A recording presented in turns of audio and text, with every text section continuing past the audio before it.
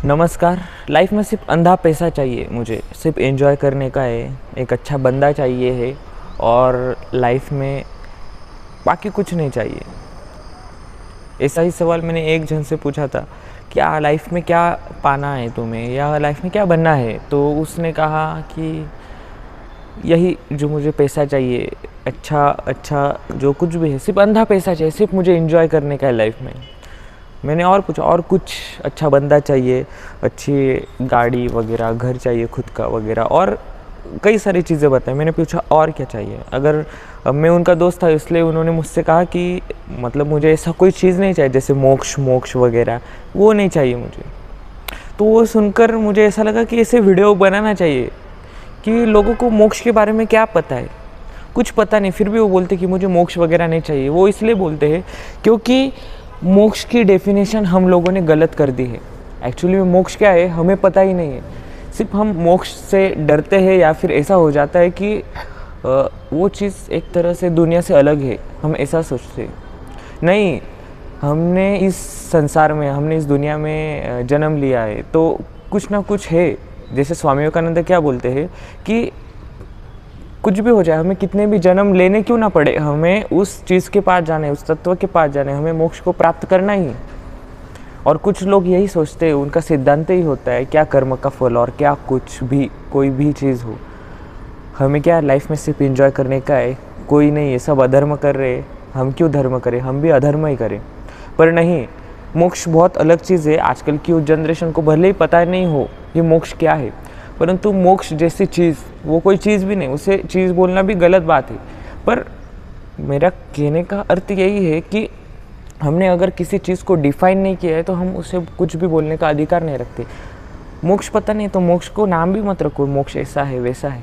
मोक्ष क्या है नहीं पता हमको, क्यों? क्योंकि हमने हमारी संस्कृति, हमारा धर्म, हमारा आचरण, हमने कुछ भी नहीं जाना है। आजकल ज़्यादातर लोग सक्सेसफुल लाइफ में इसलिए है, उनके लाइफ में प्रॉब्लम इसलिए नहीं है क्योंकि वो उस चीज़ को, आध्यात्म को जी रहे, स्पिरिचुअलिटी को जी रहे। जो लाइफ में उनका मोटिवेशन है वही उनका डिसिप्लिन है, कुछ ना कुछ वो जी रहे हैं। देखो, नास्तिक भी एक प्रकार से आस्तिक होता है क्योंकि वो अपनी नास्तिकता पर आस्था बनाए हुए है, इसलिए वो नास्तिक है। और नास्तिकता के ऊपर उसकी आस्था है, इसलिए वो नास्तिक भी एक प्रकार से आस्तिक ही है।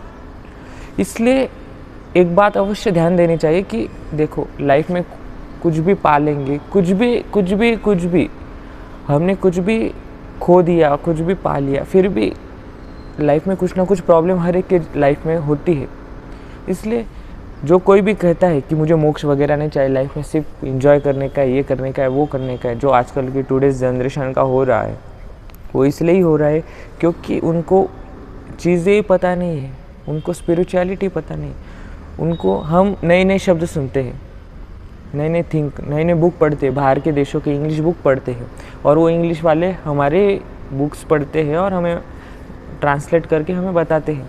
पर हमें कूल बनना है ना, हम कूल बनने के चक्कर में हम फूल बनते जा रहे हैं, हमें यही पता नहीं है। बस मैं इतना ही बोलूँगा, आगे भी इसका पार्ट बनाऊँगा, क्योंकि जो कहते मोक्ष नहीं चाहिए, मुझे उन पर हंसी आती है। क्योंकि मैं बोलने ज़बरदस्ती नहीं कर रहा हूँ कि तुम मोक्ष लो, मोक्ष वो देने की चीज़ नहीं, ना पाने की चीज़ है, ना खोने की चीज़ है, वो सिर्फ जीने की चीज़ है।